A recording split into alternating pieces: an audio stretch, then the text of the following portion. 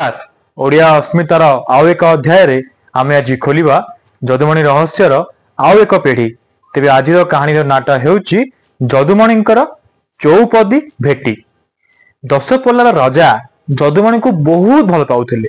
दिनकर कथा जदुमणि को सी दशपल्ला राज्य को डकाई पठाइले। जदुमणि राजांको निमंत्रण रक्षा करी दशपल्ला राज्यर भ्रमण रे बाहरी गले। राजसभा जदुमणि पहुंची राजा को प्रणाम कले। जदुमणिंकर हस गमात कौतुकिया कथार समस्ते प्राय पागल भाया अपेक्षा करते शुणा। ठीक से परी जदुमणिंकर चौपदीर बहुत चाहिदा थाए। राजा जदुमणि को कथा छले कहले, जदुमणि आपण तो दशपल्ला राज्य को आसचंती, आसंता काली मो पई किछि चौपदी लेखिकी आनंतु आमे सुनिबा।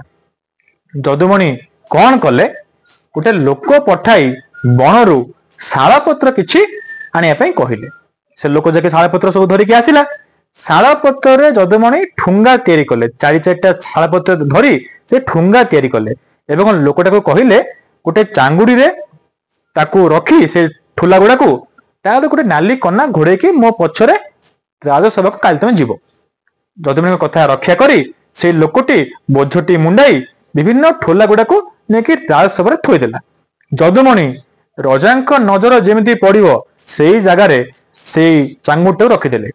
जदुमणि बोझ बोझेकी आसीबा देखी राजा टिके संदेह पड़िले। जदुमणि को पचारिले, जदुमणि ए जो चांगुटी कौन अछि? जदुमणि सेठी उत्तर देले, मणिमा आपण परा कहिथिले मो पई किछि चौपदी आनिया पई, देखंतु मु चौपदी आनि देइछि कहिकी चांगुडी ऊपर को कनाडा उठाई देले। चारि पदर लेखा को जेमती चौपदी कुहा जाए, चारिटी पत्र रे तैयारी ठोला को भी चौपदी कुहा जाए।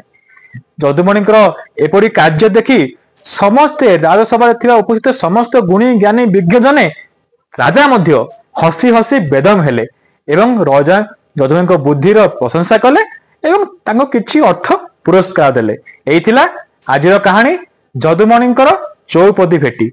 पुणी देखा आसंता अध्याय जदुमणि रहस्यर आउ एक पीढ़ी नहीं। से जाए रहिली, धन्यवाद।